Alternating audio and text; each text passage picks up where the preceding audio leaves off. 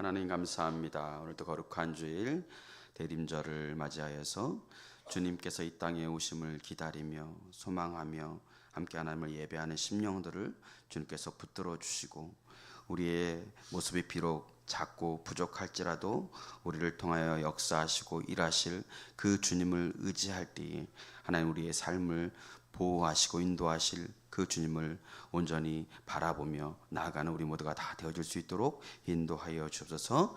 오늘 우리에게 주시는 말씀이 나에게 주시는 하나님의 말씀으로 들려질 수 있도록 성령께서 우리의 마음을 주장하여 주시고 인도하여 주옵소서. 감사드리옵고 예수 그리스도의 이름으로 기도드렸습니다. 아멘.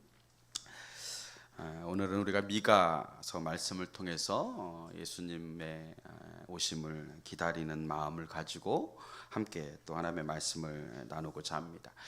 전국 남녀 1728명을 대상으로 크리스마스 계획에 대해서 이렇게 설문조사를 했습니다. 1위가 뭘까요? 하나님을 예배?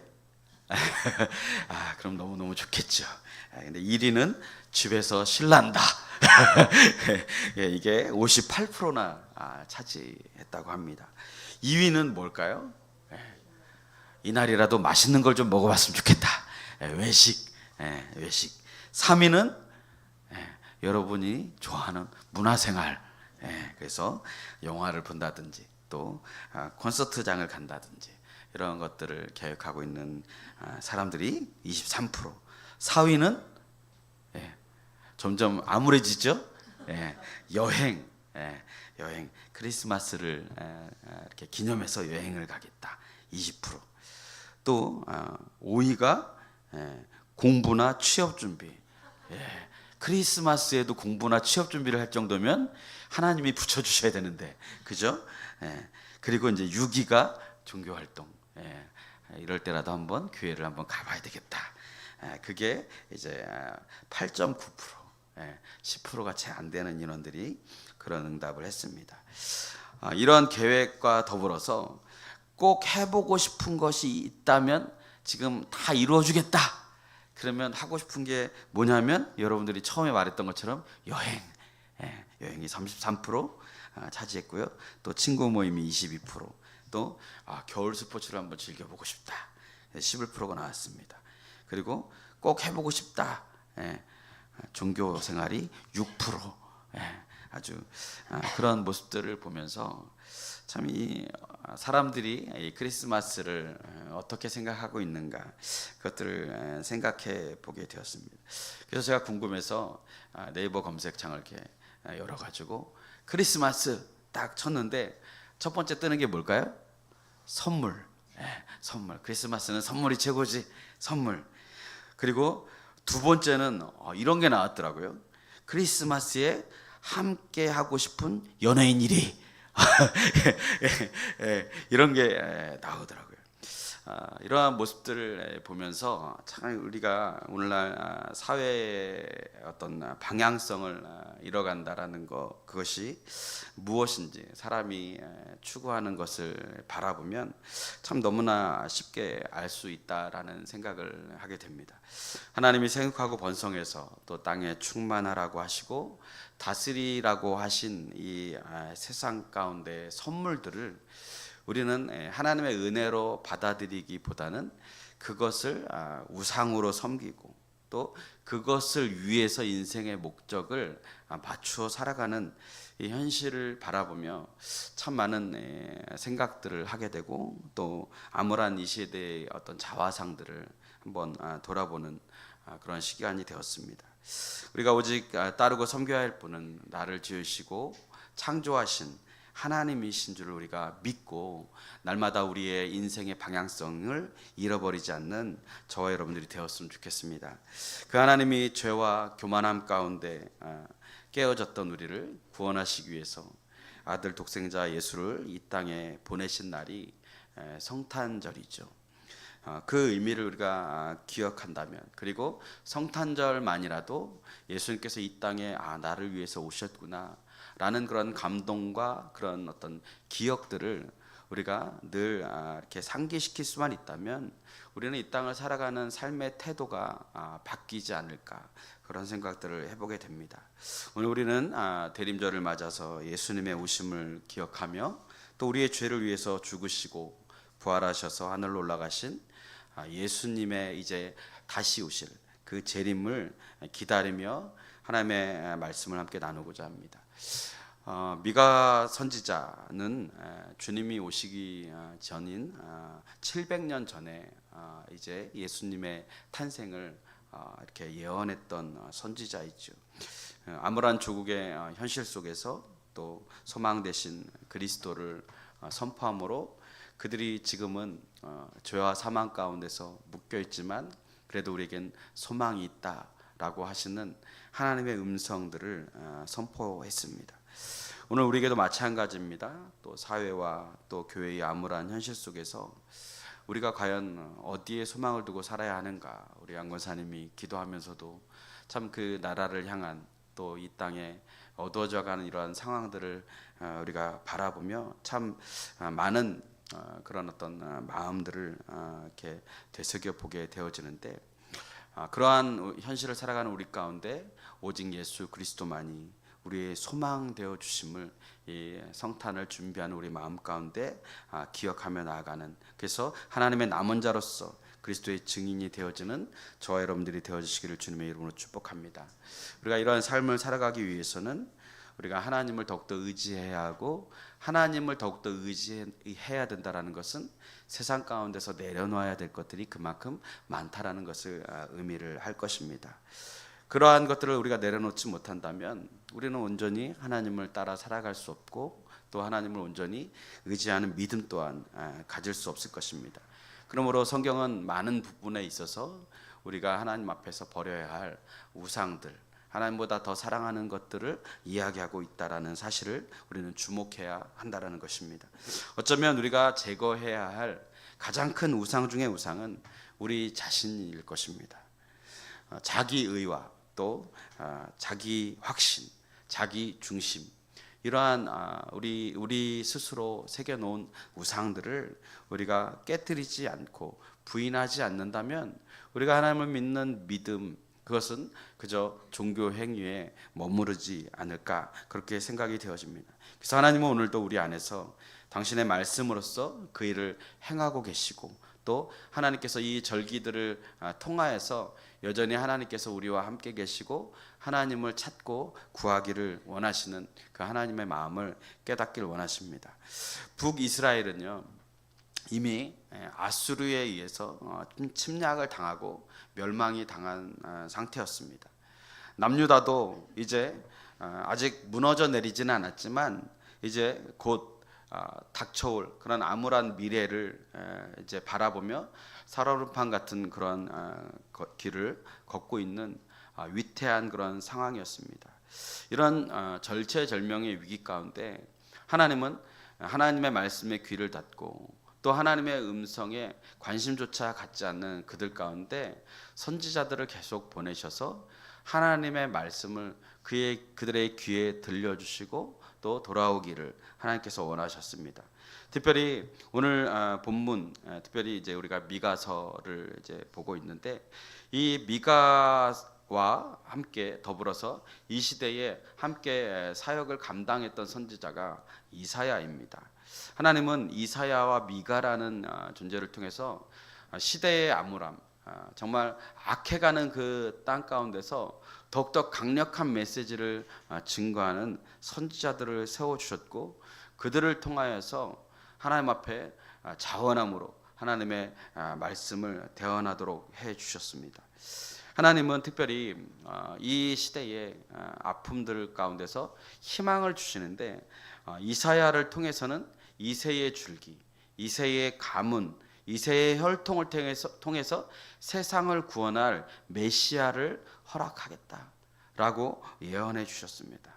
그리고 오늘 본문의 말씀처럼 미가를 통해서 그 메시아가 혈통을 넘어서 이제 베들레헴이라고 하는 작고 작은 시골에서 태어날 것임을 하나님께서 말씀해 주시죠. 예수님이 오실 때 동방 박사들이 여러분 예루살렘에 와서 아기 예수님에 대해서 묻죠. 그래서 왕이 어디서 태어나느냐라고 물을 때에 헤롯 왕이 급 당황해서 서기관을 불러들이죠. 그리고 그들에게 하나님이 약속하신 왕이 어디에서 태어나는지 빨리 조사해봐라. 그렇게 이제 이야기를 하고 서기관들은 조사에 착수를 하고, 그리고 오늘 미가서의 말씀을 인용해서 하나님의 메시, 하나님의 아들이 베들레헴에서 태어날 것입니다 라고 알려주는, 그래서 하나님의 이 700년 전에 약속했던 언약이 이루어지는 사건을 통해서 하나님은 약속에 신실하신 하나님이심을 우리에게 말씀해 주고 있습니다. 근데 오늘 본문에 베들레헴 에브라다야, 그리고 또 이사야가 이야기했던 이새의 줄기, 이 표현을 보면 하나의 공통된 모습들을 우리가 보게 되어집니다. 그것은 당시로는 가문도 장소도 초라하고 별 볼 일 없는 이 가문과 이 장소를 통해서 하나님의 약속이 성취되었다라는 것입니다. 그것은 이새의 족보도 사실은 그렇게 위대한 집안이 아니었고요. 베들레헴이라는 지역도 이 유대 지역에서 그렇게 훌륭한 도시, 선망하는 도시가 아니었고 정말 그 존재도 미미한 작은 촌동네와 같았다라는 것입니다. 근데 오늘 본문에서 유다 고을 중에서 작을지라도라고 이야기를 하고 있습니다. 작다라는 말은 크기가 작다라는 말보다는 그 가치가 작거나 정말 가치 없게 여겨질 정도다라고 하는 의미로 우리가 해석할 수 있습니다. 그러니까 예수님의 탄생의 배경을 통해서 하나님이 우리에게 말씀해 주시고자 하는 것은 무엇입니까? 아무리 초라하고 별 볼 일 없는 배경을 가지고 태어나도 하나님은 그 가운데 위대한 일들을 이루어 가실 수 있다라는 것을 우리에게 말씀해 주고 계신 것입니다. 그러므로 여러분, 지금 우리의 현실과 배경 때문에 낙심하지 마시기 바랍니다. 하나님은 아무리 초라한 우리라도 충분히 우리를 들어 사용하실 수 있는 분이 바로 하나님이심을 믿습니다. 어쩌면 우리의 연약하고 부족한 환경이 하나님의 살아계심을 증거하는 기회가 되고 하나님이 우리를 쓰실 수 있는 그런 통로가 되어줄 수 있음을 하나님은 우리에게 말씀해주고 있다는 사실입니다. 그 이유는 그 뒤에 바로 하나님이 계시기 때문이다 라고 우리에게 말씀하시는 것이죠. 우리가 아는 것처럼 예수님은 별 볼 일 없는 동네, 별 볼 일 없는 가문, 별 볼 일 없는 목수의 집에서 태어났습니다. 아마도 우리 대부분도 이런 부류의 사람들이 대다수일 것입니다. 저만 해도 족보가 별로 뚜렷하지가 않아요. 고향도 강원도, 어쩌면 여기서 가장 누추한 곳에 태어난 사람이 저일지도 몰라요. 조상도 누군지 불분명합니다. 내세울 게 없어요. 근데 하나님은 이러한 우리의 인간적인 환경이나 스펙을 중요하게 여기시는 분이 아니라 하나님이 나와 함께 계심을 믿는 자들을 하나님은 부르시고 찾고 계신다는 사실입니다. 그래서 예수님도 지금의 유다의 서울인 예루살렘이 아닌 그곳에서 좀 떨어져 있는 베들레헴이라는 그러한 지역에서 태어나셨죠. 더군다나 여간빵조차 구할 수 없어서 마구간에 말밥 그릇인 구유에 이렇게 누이시게 되죠. 그래서 예수님을 보면 저는 위로를 받아요. 야, 그래도 내가 환경을 원망하고 부모를 원망할 게 아니다. 예수님은 더한 곳에서 태어났구나 라는 생각에 때로는 위로를 받기도 합니다. 우리는 여기서 한 가지 의문을 가질 수 있어요. 왜 예수님은 로마 제국과 같은 이 거대한 제국에 왕으로 오셨으면 더 큰 영향력과 더 큰 그런 어떤 사명을 감당할 수 있었을 텐데 왜 이렇게 낮고 낮은, 정말 사람들조차도 외면하고 거들떠보지도 않는 그 천대받는 종과 같은 모습으로 아무런 존재감 없이 오셨을까? 라는 생각들을 할 수가 있습니다. 그래도 천지를 지으신 분이신데 적어도 이 정도의 위치, 이 정도의 레벨은 그래도 유지해야 되는 것은 아닌가? 그런 생각들을 해보게 되어집니다. 그런데 예수님이 왜 이러한 모습으로 이 땅에 오셨는지 우리에게 명확하게 제시해 주는 그런 기준이 되는 말씀이 있습니다. 우리 마가복음 10장 45절 함께 읽겠습니다. 시작. 인자가 온 것은 섬김을 받으려 함이 아니라 도리어 섬기려 하고 자기의 목숨을 많은 사람의 대속물로 주려 함이니라. 또 사도 바울도 이 부분에 대해서 이야기를 하는데요. 고린도전서 1장 26절부터 29절까지 함께 읽겠습니다. 시작. 형제들아 너희를 부르심을 보라. 육체를 따라 지혜로운 자가 많지 아니하며 능한 자가 많지 아니하며 물본 자가 많지 아니하도다. 그러나 하나님께서 세상에 미련한 자들을 택하사 지혜 있는 자들을 부끄럽게 하려 하시고 세상에 약한 것들을 택하사 강한 것들을 부끄럽게 하려 하시며 하나님께서 세상에 천한 것들과 멸시받는 것들과 없는 것들을 택하사 있는 것들을 폐하려 하시나니 이는 아무 육체도 하나님 앞에서 자랑하지 못하게 하려 하심이라.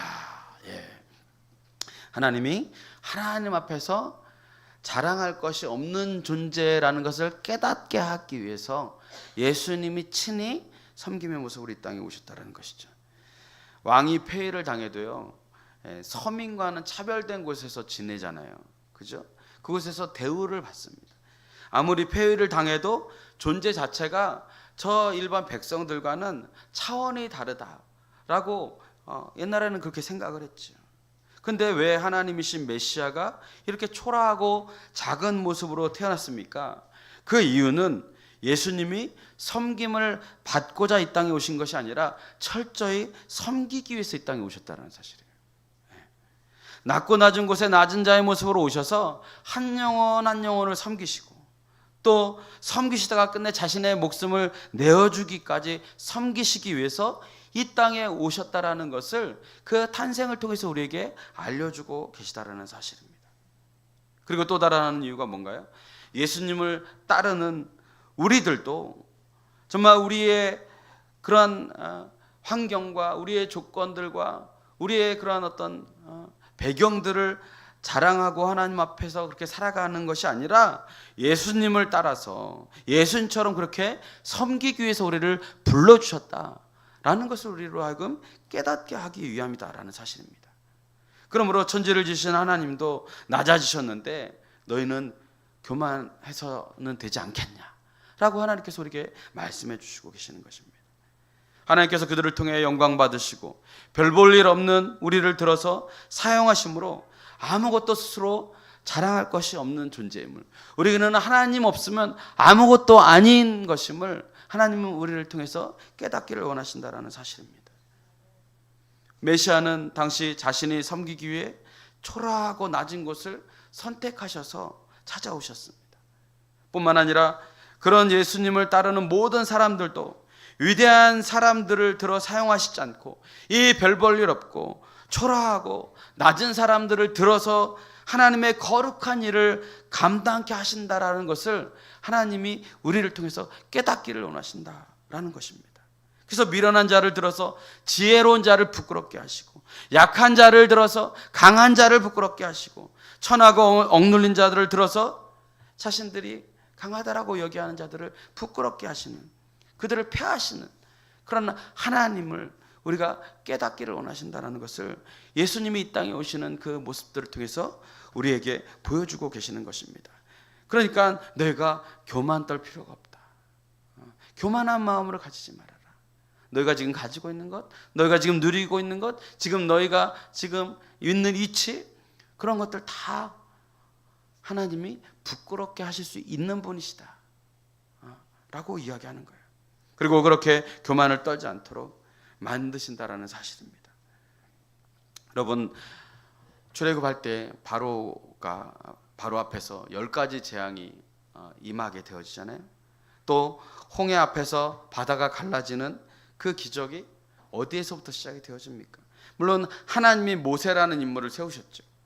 그러나 그 모든 기적은 모세가 뻗은 손에 쥐어져 있는 마른 막대기 하나에서 시작되었다라는 거예요.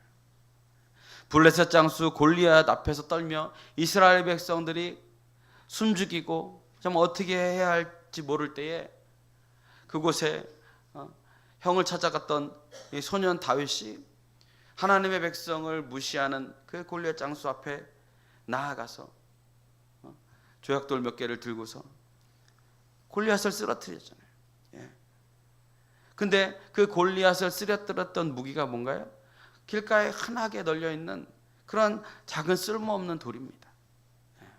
예수님께서 오병이어를 통해서 12강주리가 넘도록 기적을 베풀어 주셨습니다. 그 기적이 어디에서 시작되었습니까? 어린아이가 가져왔던 도시락, 물고기 2마리와 보리떡 5개 아니겠습니까? 전능하신 하나님은 이처럼 세상에 쓸모없는 작은 것들이라도 충분히 하나님의 역사를 위해서 사용하실 수 있다라는 것을 우리에게 말씀해 주고 계신 거예요. 예수님이 초라하다고요? 예수님이 누추한 곳 출신이라고요? 그러나 예수님은 그러한 삶을 들어서 충분히 하나님의 역사를 바꾸어 가실 수 있는 능력의 하나님이신 줄을 믿습니다. 부유한 집에서 태어나지 않았더라도, 물질이 부족하더라도, 배움이 짧더라도, 나의 건강이 연약하더라도, 이제 나이가 들었다고 아무것도 할 수 없는 기력이 되었다고 하더라도 포기하지 말라는 것입니다. 그것은 우리가 바라보는 초라한 환경일 뿐입니다. 그러나 하나님은 길가에 쓸모없는 돌이라 할지라도, 말라 비틀어져서 더 이상 생명력이 없는 마른 막대기와 같은 그러한 인생이라 할지라도 하나님은 세상을 변화시킬 충분한 능력이 있으신 하나님이신 줄 믿습니다. 많은 믿음의 조상들과 예수님의 제자들을 보십시오. 그들 가운데, 세상 가운데 탁월한 자들이 어디 있습니까? 그야말로 저들을 데리고 뭘 할 수 있을까 늘 고민을 할 수밖에 없겠죠. 그런데 하나님은 그런 자들을 통해서 세상을 변화시켜 나가는, 그리고 이 땅의 많은 영혼들을 구원하시는 복음의 통로, 믿음의 역사를 이루어 가셨다라는 사실을 우리는 기억해야 합니다. 우리가 흔히 어떤 사람들이 일을 잘할 때 보면, 일 잘하는 사람들은 연장 탓을 안 한다고 하잖아요. 그죠? 악기를 잘 다루는 사람들도 좋은 악기가 문제가 되어지지 않습니다. 요리를 잘하는 사람들도 보면요, 좋은 재료 물론 필요하죠. 그러나 아무리 볼품없는 재료를 할지라도 창의적으로 음식을 잘 만들면 그 요리사를 훌륭하게 보는 거죠. 여러분, 하나님은요, 별 볼 일 없는 우리의 인생, 별 볼 일 없는 우리의 스펙, 그런 것들을 재료로 사용하셔서도요, 무에서 유를 창조하시고 하나님의 놀라운 일들을 만들어 가시는 분이 하나님이십니다. 저는 우리 교회가 그렇게 쓰임 받기를 원합니다. 세상적으로는 우리가 정말 높임을 받지 못할지라도, 우리가 하나님 앞에 마른 막대기와 길가의 작은 돌과 같을지라도 하나님의 놀라운 기적의 역사, 하나님의 사명을 감당할 수 있음을 믿고 우리가 날마다 믿음으로 승리하며 나아가야 될 줄로 믿습니다. 미가 선지자도 고백합니다. 주와 같은 신이 어디 있습니까? 프란시스 세퍼는요, 전능하신 하나님께 붙잡힌 사람은 위대한 사람이 되지만 하나님을 의지하지 않는 사람은 시시한 사람이 된다 라고 그가 신앙 고백을 해요. 여러분, 이새의 줄기가 별 볼 일 없는 가문에서 이스라엘이 자랑하는 가문이 될 수 있었던 것은 전능하신 하나님으로 말미암아 되었다라는 사실이에요. 그리고 베들레헴 에브라다도 전 동네였지만 전능하신 하나님께서 그곳에 태어나셔서 메시아로 그 땅에 살아셨기 때문에 그 작은 고을이 큰 고을이 될 수 있었다는 거죠.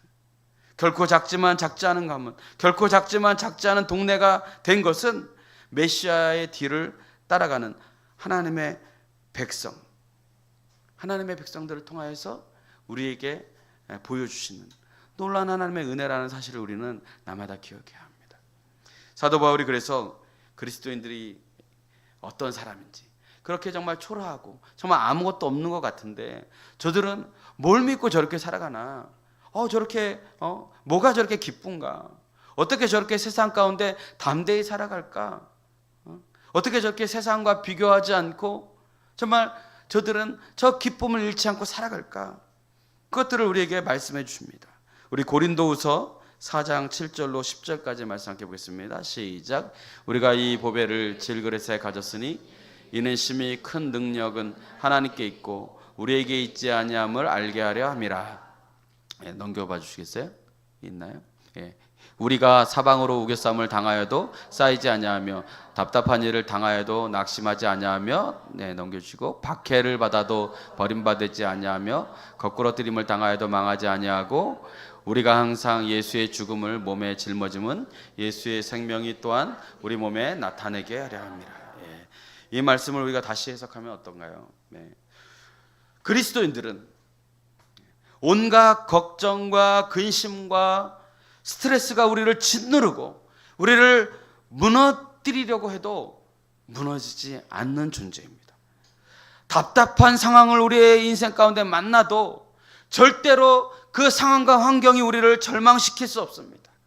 아무리 많은 핍박을 당해도 우리의 인생에 궁지에 몰린 것과 같고 더 이상 빠져나갈 그러한 여력이 없는 인생을 살아도 하나님이 우리의 길이 되어 주셔서 우리에게 빠져나갈 힘을 하나님이 허락해 주심을 믿는 자들이라는 거예요. 핍박과 폭력 속에서도 우리를 넘어뜨리려고 해도 우리는 결코 넘어지지 않고 죽지 않는 존재, 그것을 믿는 자들이 바로 그리스도인이다 라고 말씀하고 계시는 거예요. 정말로 예수님 당시에 성도들이 어떻게 살았습니까? 그들의 인생은 정말 사방으로 우겨싸움을 당할 만큼, 포위를 당할 만큼 짓눌리고 짓눌려서 정말 찌그러질 수밖에 없는, 세상적으로 보면 정말 낙심할 수밖에 없는, 소망을 잃을 수밖에 없는 그런 인생을 살았지 않았습니까? 답답해도 낙심하지 않고 당황스러운 일을 당해도 절망하지 않고 궁지에 몰려도 박해를 받아도 주님께서 피할 길을 주실 것이라는 그 믿음 하나로 살아갔던 자들이 바로 그리스도인이라는 거예요.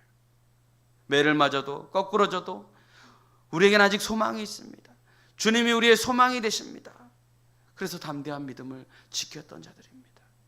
왜냐하면 오늘 말씀처럼 자신들은 질그릇처럼 꿰주기 쉬운 존재이지만 그 안에 본물이신 우리의 능력이 되신 예수 그리스도가 우리와 함께 계십니다. 임마누엘의 하나님이 나와 함께 계시기 때문에 더 이상 두렵지 않습니다. 예수 믿는 것으로 그들이 직장 가운데서도 불이익을 당했습니다.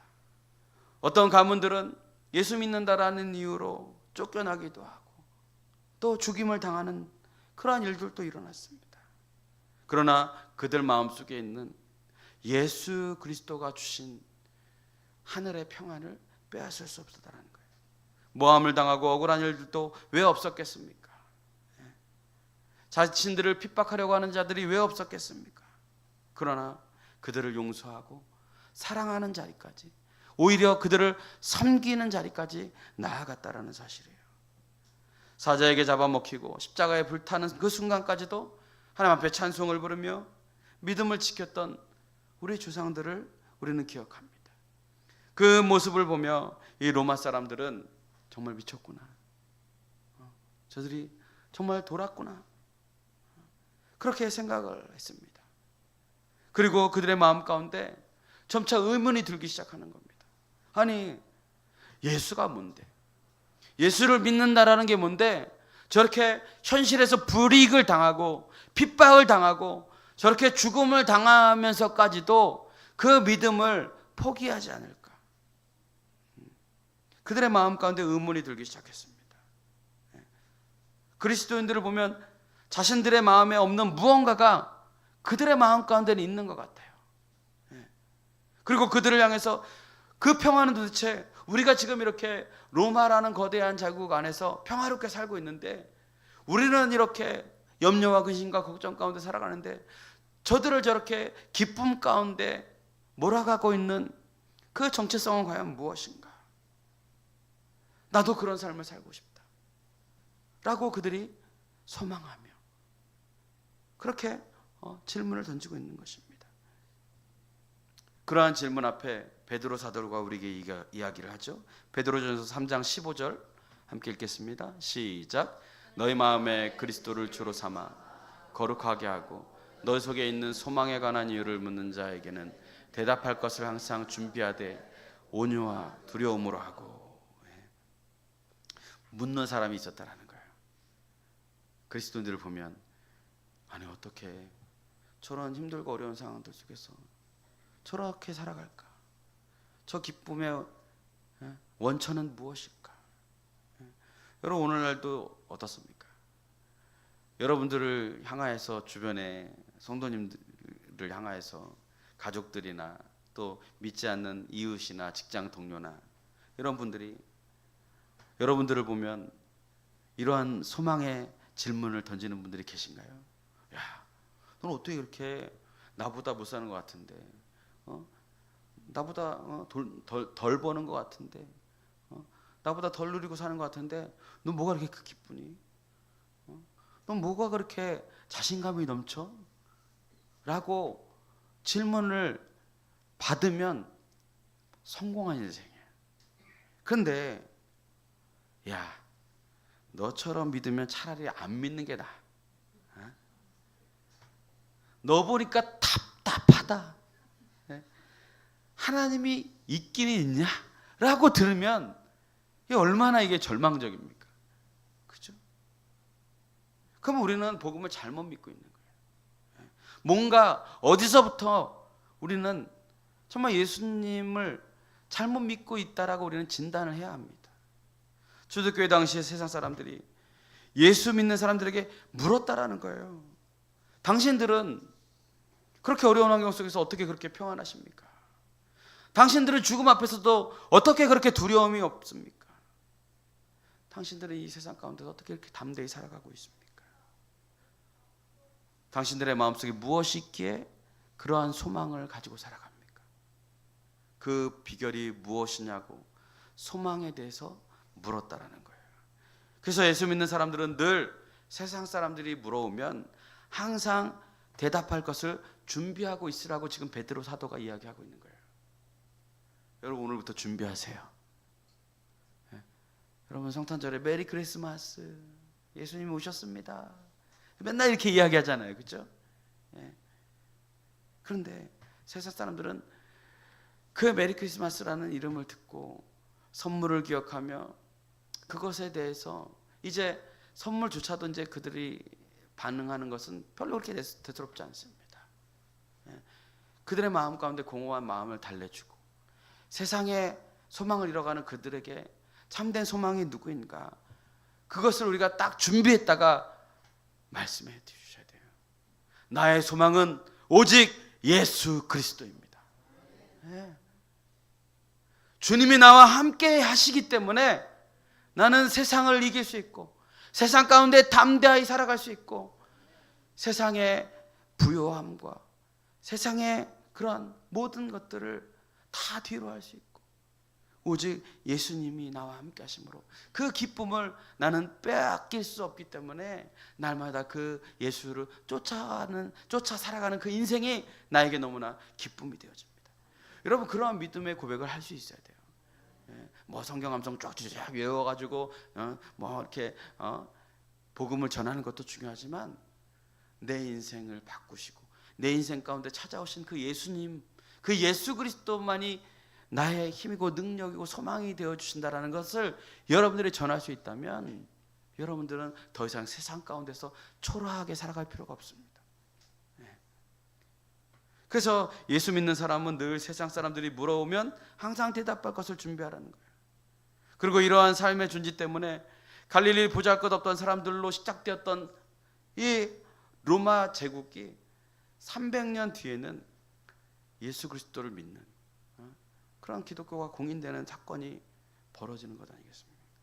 그리스도인들은 작지만 결코 작지 않았고 눌려 있었지만 무식하지만 결코 그 자리에 머물러 있는 것이 아니라 하나님이 주시는 지혜로 하나님이 주시는 담대함으로 세상을 변화시켜 나갔다는 사실이에요. 하나님은 약한 나로 강하게 하시는 분이십니다. 가난한 나를 부욕해 하시는 분이십니다. 세상의 눈먼 나의 눈을 뜨게 하시는 분이십니다. 예수님은 언제나 약한 자를 그래서 들어서 사용하셔요. 하나님은 전문가세요. 약한 자를, 연약한 자를, 부족한 자를 하나님께서 변화시키셔서 세상 사람들을 부끄럽게 하시는데 아주 전문가십니다. 아마도 잘난 사람들을 사용하셨다면 사람들은 하나님을 인정하지 않을 거야. 아유, 저 사람 저렇게 학벌이 좋고 부자이고 저렇게 직업도 든든하고 그러니까 할 수 있는 것 아니겠냐고 이야기할 것입니다. 그들이 똑똑하니까, 집안이 좋으니까, 잘 배웠으니까 라고 이야기할 것입니다. 그러나 하나님은 반전의 하나님이세요. 그러므로 여러분이 베들레헴 같은 데서 태어나셨습니까? 우리의 집안이 별 볼 일 없습니까? 그러면 하나님 앞에 감사하셔요. 하나님이 나를 반전의 역사의 주인공으로 삼으시려고 나를 불러주셨구나. 그렇게 믿는 믿음으로 하나님을 쫓아 살아가시길 바랍니다. 그래서 포기하면 안 돼요.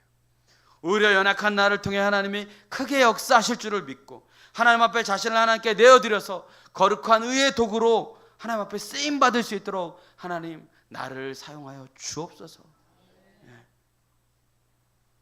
그러므로 하나님은 연약한 자를 들어 교만한 자를 물리치시고 하나님께 영광을 돌리려는 우리가 되도록 이 자리에 우리를 불러주셨고, 예수님이 이 땅 가운데 오신 그 의미들을 통하여서 우리로 하여금 깨닫게 하시는 그런 하나님이신 줄로 믿습니다. 우리 야고보서 4장 6절 말씀을 보겠습니다. 함께 읽겠습니다. 시작. 그러나 더욱 큰 은혜를 주시나니 그러므로 일렀을 때 하나님이 교만한 자를 물리치시고 겸손한 자에게 은혜를 주신다 하였느니라. 여러분, 하나님이 왜 연약한 자, 부족한 자들을 사용하십니까? 그들의 마음 가운데는 아마 제가 생각하기에는 가난한 마음이 있어서 그렇지 않을까요? 그죠? 나는 저들보다 못해. 나는 저들보다 부족해. 나는 저들보다 아무것도 할 수 있는 게 없어. 그 마음 가운데 정말 가난한 마음, 겸손한 마음, 그 마음을 하나님께서 들어서 하나님께서 사용해 주시는 것이 아닐까요?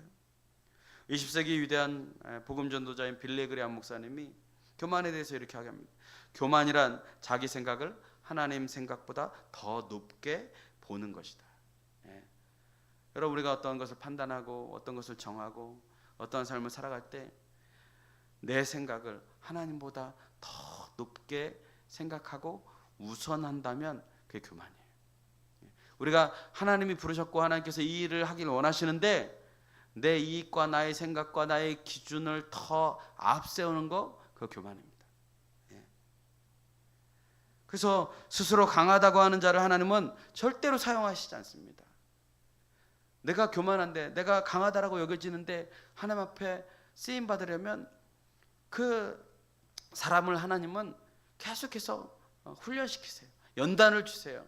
어떻게 해요? 마음 가난해질 때까지, 마음 약해질 때까지, 하나님이 쓰시기에 합당할 때까지, 그래서 하나님만 철저히 의지할 때까지 하나님께서 연단을 주세요. 왜요? 내가 준 돈 조금만 더 생기면 하나님의 뜻대로 살지 않으니까. 내가 좀 더 환경이 나아지면 하나님보다 그런 거 더 앞세우게 되니까 하나님은 나를 철저히 훈련시키셔서 나중에 물질을 줘도 그때도 하나님을 의지할 수 있도록.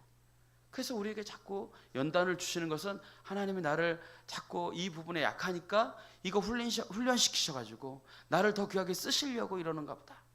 그렇게 우리가 생각해야 된다는 거예요. 그래서 하나님은 겸손한 자를 쓰십니다. 우리가 삶에서 무엇인가를 잘 배우려면 힘을 빼내는 훈련을 잘 해야 돼요. 그죠? 운동을 잘 하려고 해도 힘을 빼는 것을 가장 먼저 합니다. 노래를 해도 힘 빼는 게 기술이에요. 힘을 빼야 실력이 늘어요. 신앙생활도요, 내 힘을 빼는 것부터 시작되는 거예요. 내 자존심, 내 기준, 내 생각, 내 고집, 이거 가지고 있으면 하나님의 말씀이 들어갈 틈이 없습니다. 하나님의 방식으로 해결해야 될 때 자꾸 내가 가지고 있는 경험, 내 고집, 그것으로 자꾸 하나님의 일을 하려고 그래요. 그래서 교회에도 왜 분쟁이 일어나고 왜 서로 갈등이 일어나냐면 하나님의 방법으로 우리가 기도하면서 하나님의 뜻을 구하며 우리가 이 일을 추진해야 되는데 자꾸 내가 이거 경험이 있다고, 내가 이거 이렇게 해보니까 이게 더 낫다고, 세상적으로 이렇게 해보니까 사람들이 이런 거 좋아한다고, 자꾸 그렇게 몰아가니까 하나님의 방식은, 하나님의 일은 그렇게 하는 것이 아닌데 자꾸 그렇게 교만한 마음으로 가는 거예요. 그러니까 어깨에 힘들어가고 그러면 안 됩니다. 내 고집 세우면 안 돼요. 철저히 나는 아무것도 아닙니다. 나는 여전히 아이와 같습니다. 부족합니다. 하나님, 제가 이렇게 믿음이 부족한데 이 사명 제가 어떻게 감당합니까? 그러한 마음을 가질 때 하나님이 걱정하지 말아라. 나의 오른손으로 너를 붙잡아 줄 것이다. 이 마른 막대기 같아도, 너 이 굴러다니는 모난 돌 같아도 내가 너와 함께하면 세상을 이길 수 있다 라고 하나님 말씀해 주시는 거예요. 여러분, 모세는 아시는 것처럼 애국 궁궐에서 40년을 보내게 됩니다. 자라면서 특별 교육을 받아요. 왕궁에서 받는 교육들이 세상에서 가장 위대하고 좋은 교육 아니겠습니까? 그러나 그 다음에 하나님은 이 모세를 미디안 광야로 보내세요. 40년 동안 그곳에서 정말 이 가장 못난 사람들이라는 양치는 일들을 시켜요. 40년 동안 가장 높은 곳에서 가장 땅바닥으로 하나님께서 보내셔요. 그러면서 그가 깨닫는 거예요. 양을 치면서, 야, 내가 잘나서가 아니었구나. 내가 부유해서도 아니었구나. 나는 정말 할 수 있는 게 아무것도 없었구나. 하나님께서 그를 낮추시고 낮추세요. 그리고 그 40년의 기간 동안 힘을 빼는 작업을 하세요. 자기 힘으로 하려고 했던 그 힘을 다 빼십니다. 그리고 하나님이, 됐다. 이제 너가 저 이스라엘 백성, 내 백성을 구원할 통로가 되어야 되겠다. 그러니까 그가 하나님 앞에, 하나님, 제가 말할 줄도 모르고 제가 이렇게 부족한데 어떻게 그 일을 감당할 수 있습니까? 너무너무나 대조적인 모습으로 그가 바뀌어 있죠. 그때 하나님께서, 걱정하지 마라. 내가 다 준비했어. 너 말 못한다고? 아론을 내가 붙여줄게. 그리고 너 이 지팡이 던져 보이면서 이거를 뱀으로 바꾸시고 하면서 하나님이, 내가 이 마른 지팡이도 사용하면 이렇게 바뀔 수 있어. 너 지금 아무것도 못하고 세상 사람들이 가장 초라한 직장에서 일한다고 너 그렇게 생각할 수 있지만 아니야. 너 네 양을 기르는 목자처럼 될 수 있어 라고 그를 부르셨다는 거예요. 그리고 마지막 40년 동안 하나님이 이제 별 볼 일 없던 이 모세를 들어서 별 볼 일 있는 아주 위대한 일을 시키시는 그러한 일들을 우리가 보게 됩니다. 여러분은 특별하십니까? 여러분 배경이 좋으신가요? 부유하신가요? 그렇다면 겸손하셔야 됩니다. 모세와 같이 40년 고생해서 하나님 앞에 나오지 마시고 지금이라도 바싹 하나님 앞에 엎드려서, 하나님, 저는 아무것도 아닙니다. 하나님, 그렇게 하나님 앞에 여러분들이 고개 숙이고 하나님 앞에 나아간다면 하나님은 여러분들을 사용하실 충분한 능력이 있으십니다. 반대로 나는 아무것도 못해, 내가 뭐 할 수 있는 게 있겠어, 자학하시는 분이 계십니까? 하나님은 마른 막대기로도 기적을 베푸시는 전능의 하나님을 믿으시고 여러분의 인생을 맡겨드리기를 바랍니다. 그러면 하나님이 여러분을 위대하게 쓰실 줄로 믿습니다. 하나님은 모든 문제보다 더 크신 하나님이십니다. 그러므로 우리가 필요한 건 뭐예요? 주님 안에 뿌리를 내리는 겁니다. 뿌리를 깊이 내리면 내릴수록 하나님의 그 깊고 오묘하신 은혜의 그런 충만함이 우리의 삶 가운데 영양분으로, 영적인 자양분으로 흡입이 되어져서 우리가 아무리 이 지상에서는 힘들고 어렵고 흔들려도 이 땅 속에서 하나님이 주시는 그 은혜를 통하여서 우리는 흔들림 없이 다시금 하나님 앞에 귀하게 쓰임받는, 그래서 하나님 앞에 풍성한 열매를 맺는 그런 인생을 살아가게 될 줄로 믿습니다. 여러분, 북이스라엘이 왜 망했고 남유다가 왜 똑같이 망해가고 있습니까? 그것은 하나님의 백성이 하나님의 백성다움을 잃어버렸기 때문입니다. 여러분, 그리스도인 다움을 회복하시길 바랍니다. 그 그리스도인 다움이라는 건 뭐예요? 예수님처럼 사는 거예요. 예수님이 이 땅에 오신 것처럼 교만을 내려놓고 겸손의 자리를 사모함으로 살아가는 것인 줄로 믿습니다. 하나님의 말씀을 생명처럼 여기시고 하나님 앞에 순종하지 못하게 하는 그런 걸림돌들이 있다면 그러한 것들도 다 내려놓으시고, 그래서 하나님, 저는 아무것도 아닙니다. 저는 아무것도 없습니다. 그러나 주님만을 의지합니다. 그러면 하나님께서 우리를 약한 자이지만 강한 자로 사용하시고, 가난한 자이지만 부유하게 사용하시는 하나님이 되어질 줄로 믿습니다. 세상에서 방황하며 살던 자신들을 구원하신 하나님을 의지하지 않고 그들은 계속해서 우상을 섬기고 악한 길로 나아갔습니다. 그리고 하나님이 약속하신 가나안 땅에서 그들이 풍요한 삶을 살게 되었지만 그들은 애굽에서 종되었던 삶에서 하나님의 은혜를 경험하며 살았지만 이 가나안 땅에서는 우상을 숭배하며 농사지으며 그들의 문화에 그들이 흡수되어서, 그리고 지금 이렇게 살아가고 있는 것이 자신이 잘해서 자신이 노력해서 얻은 결과라고 착각하며 교만하며 살게 되었다라는 사실입니다. 오늘 미가서를 통해서 예수님이 이 땅에 오신 의미를 기억하며 우리에게 주시는 메시지가 무엇입니까? 우리의 강함도 우리의 부요함도 우리로 말미암은 것이 아니라 하나님께서 허락해 주셔야 가능하다라는 것입니다. 오직 하나님으로 말미암은 것인 줄로 믿습니다. 하나님이 지켜주시지 않으면 내가 아무리 붙잡고 있어도 하나님이 한번 불면 훅 날아가는 것입니다. 돈도 권력도 영원하지 않습니다. 오직 내 안에 계신 예수님 안에 참된 평안과 능력이 있음을 믿으시고 내 안에 예수가 찾아오실 때에 문을 열고 영접하시고 그 주님을 믿는 믿음으로 살아가는 저와 여러분들이 되어주시기를 주님의 이름으로 축복합니다.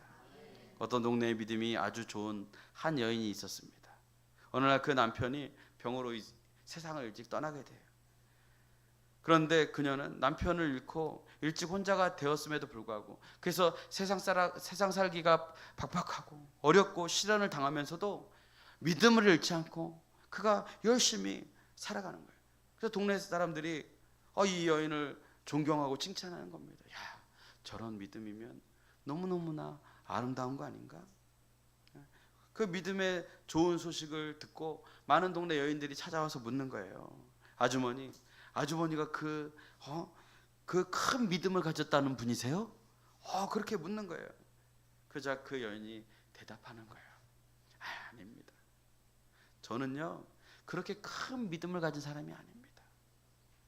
그러나 작은 믿음을 가지고도 크신 하나님을 믿고 살아가다 보니까 하나님이 나에게 이런 은혜를 허락해 주셨습니다. 여러분, 우리의 작은 믿음일지라도 하나님의 크심을 인정하고 하나님의 크심을 우리가 믿고 따라가며 살아간다면 하나님은 우리에게 가장 복된 길로 우리의 인생을 인도해 주실 줄로 믿습니다.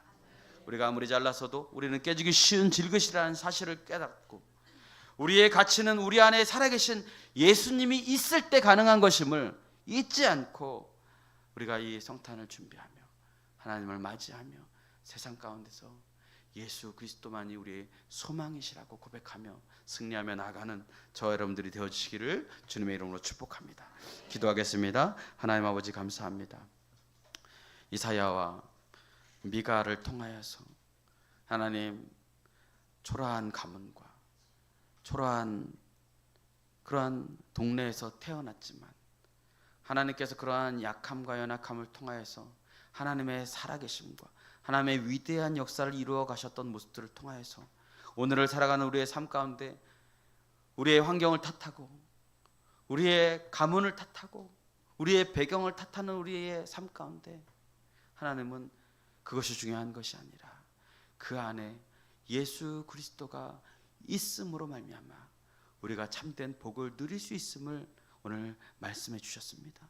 하나님, 그 말씀을 의지해서 우리가 세상 가운데서도 흔들림 없이 살아갈 수 있도록 우리의 믿음을 주시고 약한 나로 강하게 하시고 또 강한 자를 우리를 통하여서 부끄럽게 하실 그 주님을 우리가 믿으며 겸손하게 예수님을 따라 살아가는, 그래서 예수님만이 우리의 소망이라고 우리가 세상 가운데 증거할 수 있는 믿음의 백성 다 되어질 수 있도록 인도하여 주옵소서. 감사드렸고 예수 그리스도의 이름으로 기도드렸습니다. 아멘. 우리 함께